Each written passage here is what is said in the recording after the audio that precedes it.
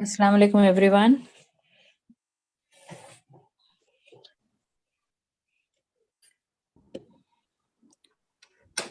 Assalamu alaikum. वालेकुम अस्सलाम।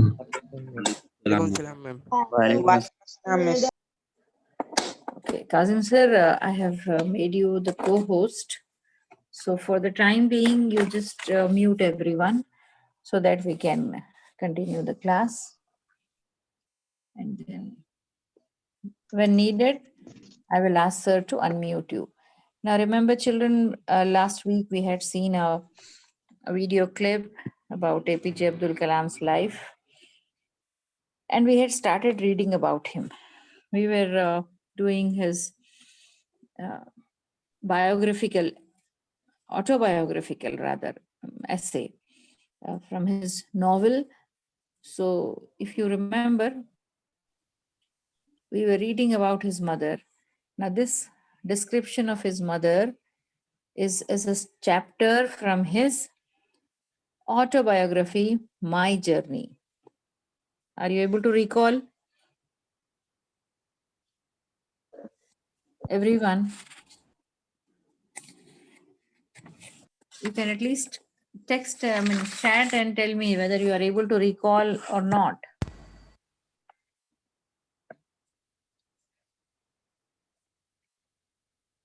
Okay. Yes. Some of you have replied. Good.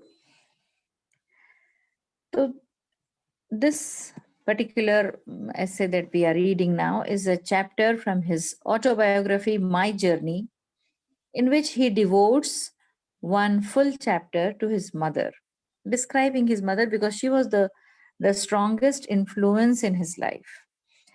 As most of us have, our mother is the first person from whom we are impressed, and we take a lot of traits of our character from our mother. Now, just to recapitulate what we did on the previous page, I'm now on page 3, but we did page 2 last week. I'll just reread it so that we get some continuity, okay? Without sharing that page, I'm reading it from the text.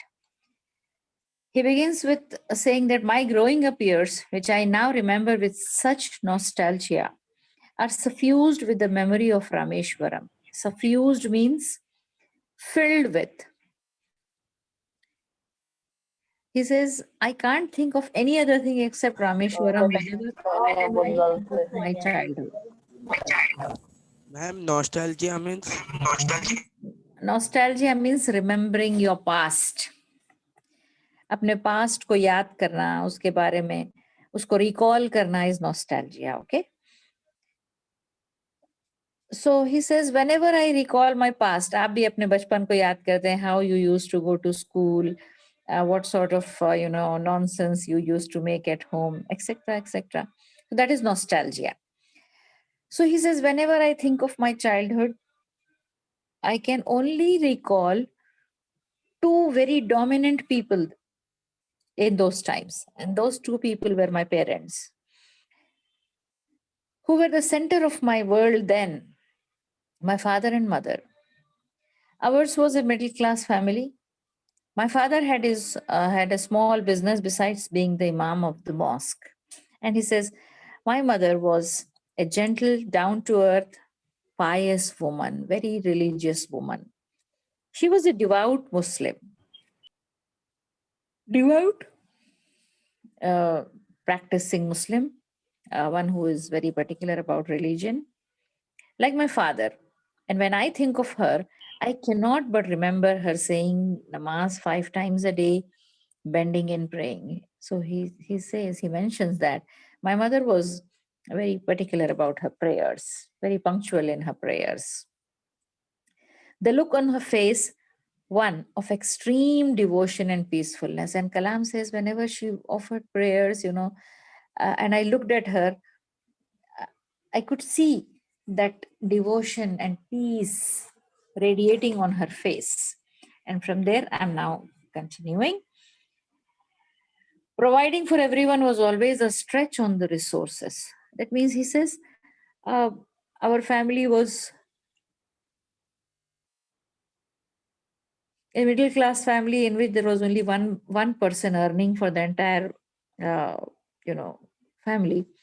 So it was only my father who was the breadwinner for us, and therefore providing the requirements of everyone was always a stretch on the resources. Stretch on the resources means, as you say it in Urdu, there's a very beautiful equivalent in Urdu, खींच तान के बड़ी मुश्किल से जो पूरा होता है, that is called a stretch on your resources. It was not a time of plenty for anyone, least of all for us, sorry. Least of all for us. We had a good steady income from my father's business, his coconut groves and ferry business. But that just about covered our expenses. And there was never any question about indulging in luxuries. So he says, in those times, nobody had plenty of wealth. Least of all, we did not have, he says. No doubt, he says we had a steady income. He had a steady income from his father's business, the coconut groves and the ferry. But whatever income they had from those sources was just enough to cover their expenses. There was no question of any vanities, any luxuries. In these circumstances, my mother remained the ideal partner for my father. She saved and understood frugality. So, he says, in those circumstances, my mother remained the most ideal partner for my father. She understood, she saved. She never indulged in spending mindlessly. And she also understood frugality. Frugality means Means being spendthrift. being spendthrift. So, So, sir, why is my voice echoing suddenly? Frugality means being spendthrift, fuzul kharchi karna. So she understood the difference between providing for anybody's need and being spendthrift. Spendthrift कहते हैं फजूल खर्च को. So she managed to provide what is necessary for everyone in the family, but never indulged in frugality. Yet there was never a trace of irritation or anger in her about the way we lived. So he says, inspired, and we also read, I think we discussed already, his mother came from a good family, but still, she never complained, she never got irritated on the limited resources that her husband earned. That's the greatness of a woman. Otherwise, it is very easy to start complaining, fighting, saying that my father had so much of wealth. I lived in such a comfortable home. Mine was such a good family, and what do you have? Always you have problems, so on and so forth. But she never complained that way. Yet there was never a trace of irritation or anger in her about the way we lived. Almost daily, not only were many members of the family fed and looked after satisfactorily, but also we usually have had umpteen people drop by who would be asked to stay back and eat with us. He says, and the beautiful thing was, in spite of our limited income, in spite of the limited resources, my mother successfully managed to take care of everything and everyone. First of all, we had a joint family, and everyone was, given what they needed, what they most importantly needed. And in addition to that, he says, we used to have a number of guests. Umpteen means not counted. quite a good number, we can say. So every now and then we used to have guests, frequent guests. And he says, it was really marvelous how my mother managed to provide for those guests as well. Because no guest would ever be allowed to leave our home without eating. So he says, we usually had umpteen people drop by. Umpteen people drop by means quite a good number of guests we used to have, who would be asked to stay back and eat with us. And each guest would always be asked to stay back, have food, and go. Nobody could leave their home without having food. So he says, I now wonder, how did my mother manage all this? Now that I think about it, I feel that she cooked and served for as many, if not more, guests as there are members of the household. And he says, to give you some idea of how many guests normally we used to have frequently, he says, many a times the number of guests would be almost equal to the number of family members. So imagine in today's situation, if we are inviting 10 people, we think 10 times. First about the expenditure, अरे हाँ कहाँ दावत करते भाई, इतना खर्चा होता, this that. We think about 101 thing. First expenditure, then we'll think who will cook for such, 10 people. घर में तो नहीं होता, you better go and get something ready-made from outside. So this is how our mentality has changed now. But in those days, it was not like that. I felt that she cooked and served for as many, if not more, guests as there were members of the household. Yet, this was accepted as normal, and no one really remarked on it or thought much about it. Such was the concept of Indian hospitality once upon a time. So he says, and all this was considered to be normal. Nobody really complained about it. Nobody thought much about it.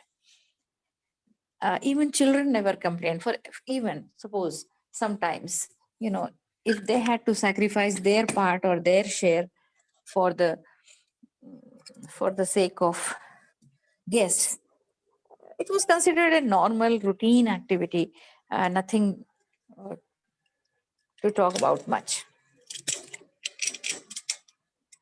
Okay, now mine was a happy.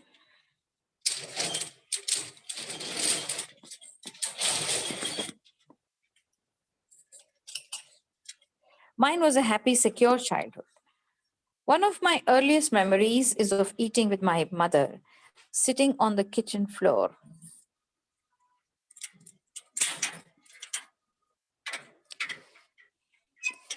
We ate off the banana leaves, rice, aromatic sambar,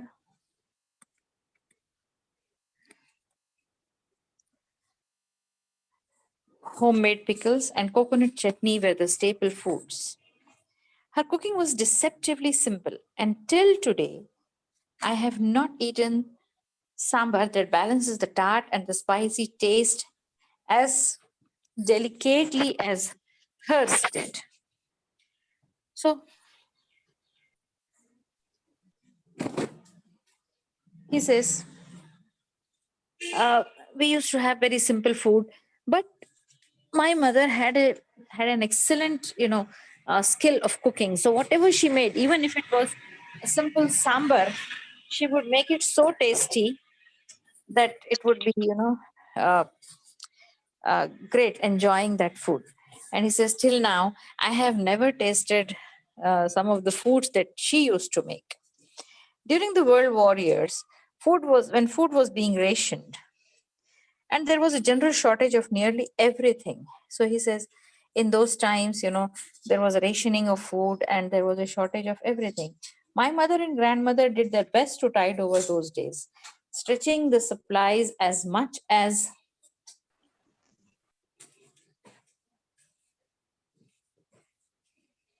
they could, cutting out any wastage, often reducing the portions on their plates so that their children had enough to eat. One day, so he says, in those times, My mother and my grandmother used to make the biggest sacrifice, because there would be shortage of everything. You have never seen war times, children, and may Allah never, uh, you know, destine it for you to see all those times. Those are very tough times, in a war-torn region. There is Walaikum assalam. There are lots of difficulties, shortage of everything, even drinking water. So he says, I have in his childhood, during his childhood, there was Second World War, and we have read in the class 10 also that in those times, in order to help his parents, he started working as a newspaper delivery boy. So he says in those times when there was shortage of practically everything, my mother and my grandmother made the biggest sacrifice. They would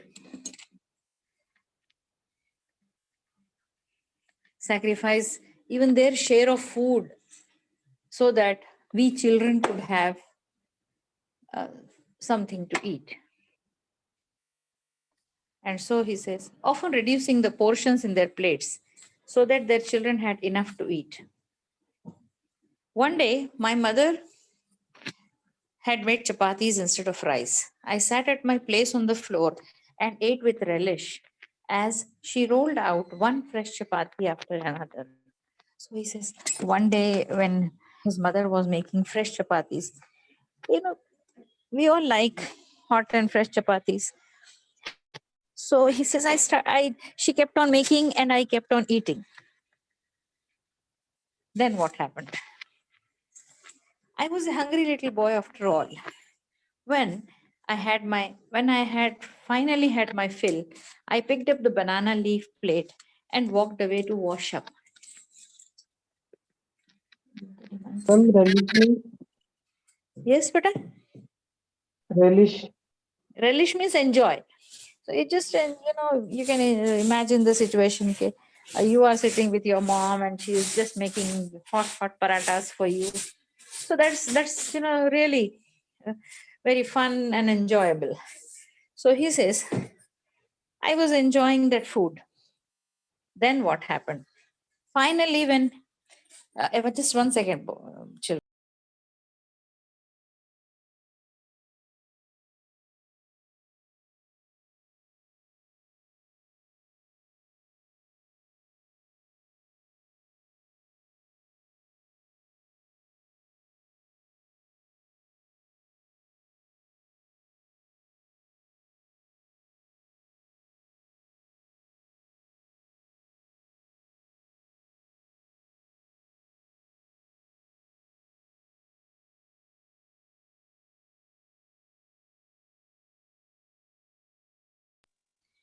Huh. When I had finally had my fill, I picked up my banana leaf plate and walked away to wash up. Later that night, my elder brother took me aside and scolded me for the first time. How could you be so blind, Abdul? He started. At first, I had no idea why I was being pulled up. I stared uncomprehendingly at him, uncomprehendingly, not able to understand why he was scolding me. Then he softened and explained. Did you not notice that there was just enough for all of us to eat 2, 3 chapatis each? Amma will never say no to you. But because you kept on eating, she kept, I mean, she kept on giving you, and now she will not have anything to eat herself. I'm just turning the page.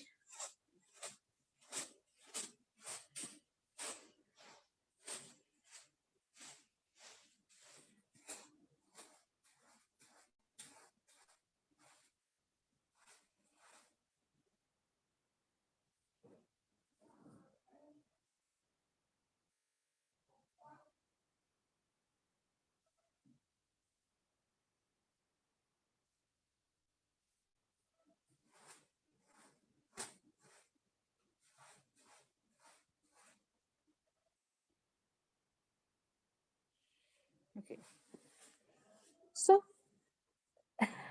ultimately, when he had eaten, or his brother tells him, "Ki Abdul, how could you be so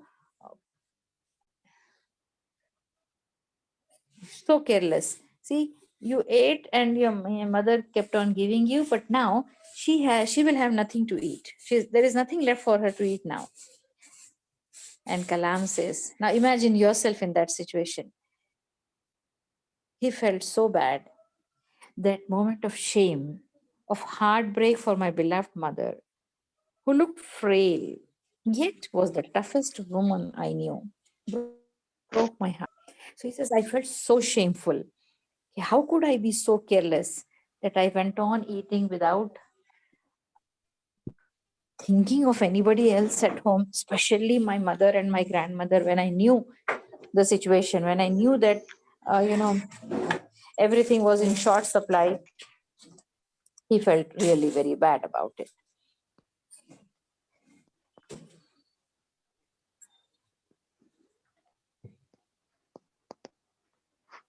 I cried to myself, too mortified to show my face to anyone. And it was only after a few days that I could bring myself to look her in the face again. What a lesson that was for me, to never forget the needs of those around me. Her love drove her to share her food with me without a second thought.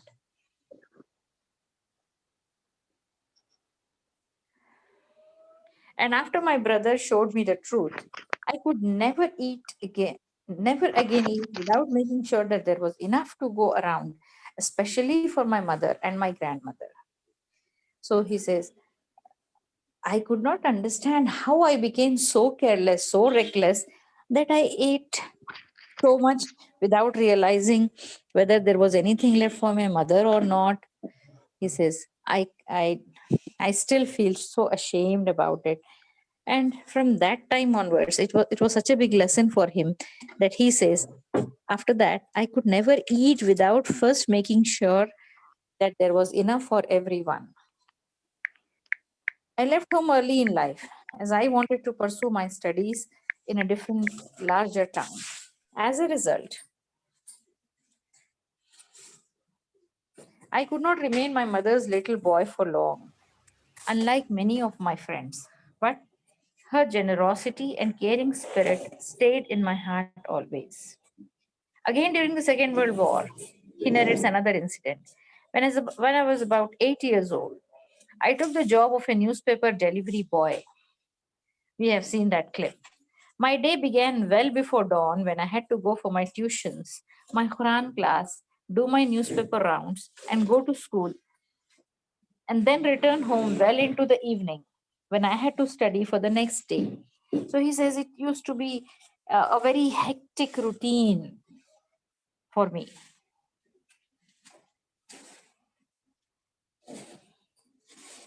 And it would go on till the night. In all this, my mother stood by me like a rock. Early in the morning, she would wake up well before me, get the water ready for my bath, and then call me. My mother saw me off and would be waiting for me to come back an hour or two later, when I would have to go with my father to the Arabic school for my Holy Quran classes.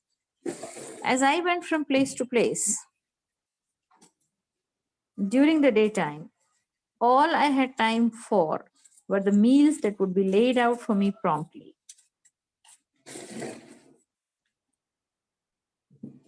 So he says, and during all this hectic routine activity, my mother would always stand with me, always be by my side. I knew many times my mother reduced her own share so that I could have enough. And he says, during this hectic activity, most of the times, I used to have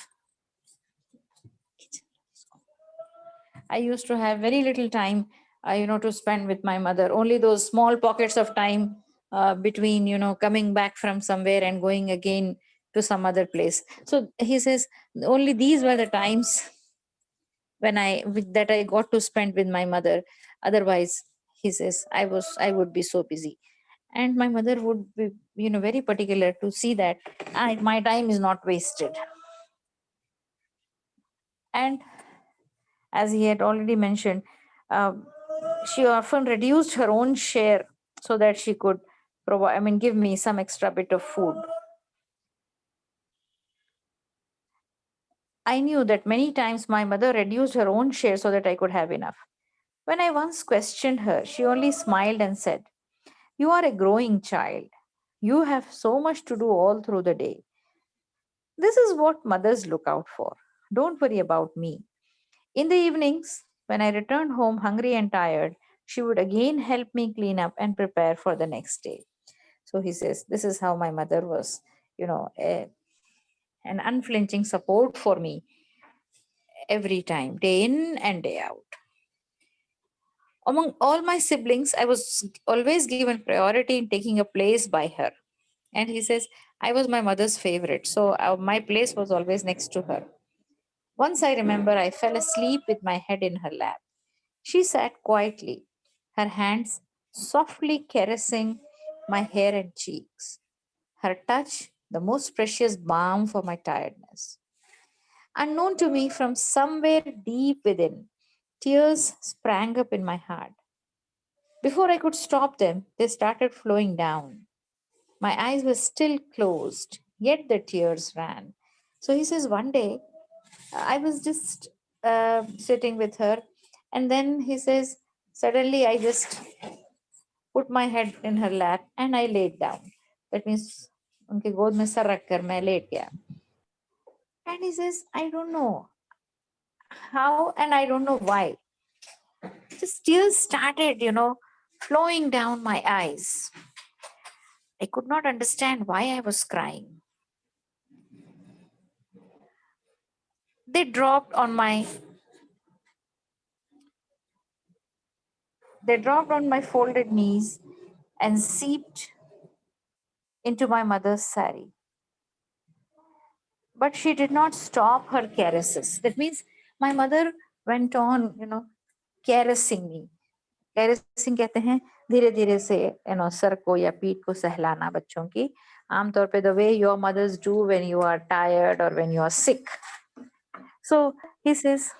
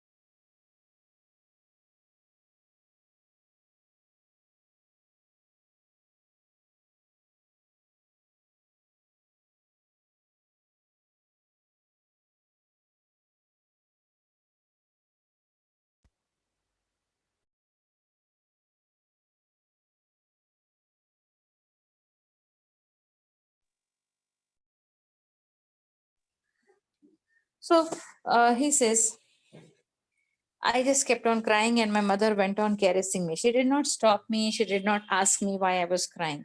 Ma'am, Because he says, yes, beta? seeped into my mother's sari. Seep mane to get absorbed. Absorb. So what he means to say is, when I was crying, my mother did not ask me, but why are you crying? Why? What happened to you? Because his mother could understand why he was crying. She could understand that I was crying not because I needed something, but because I was too tired. I was too exhausted, and now I was not able to cope up and manage. And that was the reason why, and I could not even tell anyone, see, I'm not able to manage. I want to stop doing whatever I'm doing. No, he says he knew his parents wanted his help and support, and that's why he could not even stop. But being a child, he was also getting exhausted. So all this his mother could understand, and that is why he says she did not try to stop me. They dropped even on my folded knees and seeped into my mother's sari. But she did not stop her caresses. Caresses means that gentle act of slowly, stroking your head and your back. She knew exactly what was giving rise to those tears because she could understand why I was crying. She was not confused. She was my mother. She knew, see, mothers can understand your needs even when you don't tell her. When you were a small baby and you could not even talk, even then your mother knew when you were hungry or when you were wet, when you needed a nappy change. So that continues all through your life, no matter how much you grow up. You think I am a grown up man now, and what can my mother understand? आप लोग अक्सर भी ये भी कहते हो ना, mamma you will never understand, मम्मी आप कभी नहीं समझोगी. But it's not like that. Before you say that, try to recall, try to just remember that when you were born, you were so small that you could not even, ward off a fly off your face. It was at that time that your mother knew that you wanted something. When you were hungry, you cried. When you were wet, you cried. When there was any other discomfort, you cried. But you could not say at that time. So then your mother was able to understand your problem. She could understand, okay, maybe you were hungry. She could understand when you wanted a nappy change. So when she could understand you at that time, then how can she not understand you now?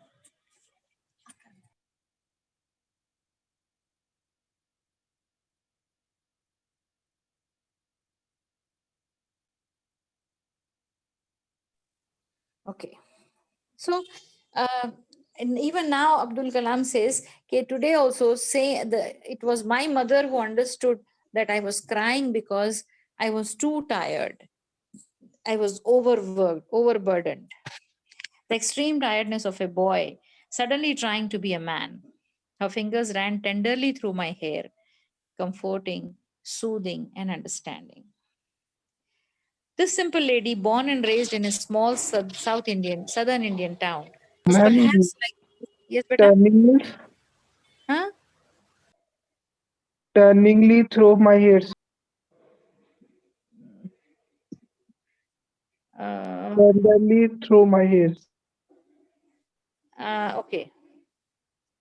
सुने Her fingers ran tenderly through my hair. Tenderly means very softly. ऐसे बालों में धीरे धीरे आपके बालों में सहलाना. Just imagine your mother doing all that. So sometimes she does it, no, when you have fever or when you say I have a headache, she comes and she sits beside you. Sometimes she applies oil and then very gently she massages your hair, and it gives you so much of comfort. The very touch of your mother is enough to give you all the comfort that you need in this world. So that's why he says, continuing, he says, this simple lady, born and raised in a small southern Indian town, was perhaps like many other mothers in our land and beyond. So he says, outwardly seeing, my mother was just like any other woman, normally like other mothers are. But she did not step, and just like any other mother, she did not step out of the house or take part in the affairs of the town. She was not in the modern sense, she was not a career woman. She was a housewife, a homemaker. She did not make a career in the way we think of it nowadays. Her realm of work remained the home and the family. Her area of work was home, family. Yet within that, she served everyone and God with utmost devotion. He says, being a housewife did not, make her feel that after all, what importance do I have in this family? I'm not the person who goes out and I'm not a career woman. No, he says, within that small area, her area of activity was only our home and our family. But he says she managed that so well. She served with utmost devotion.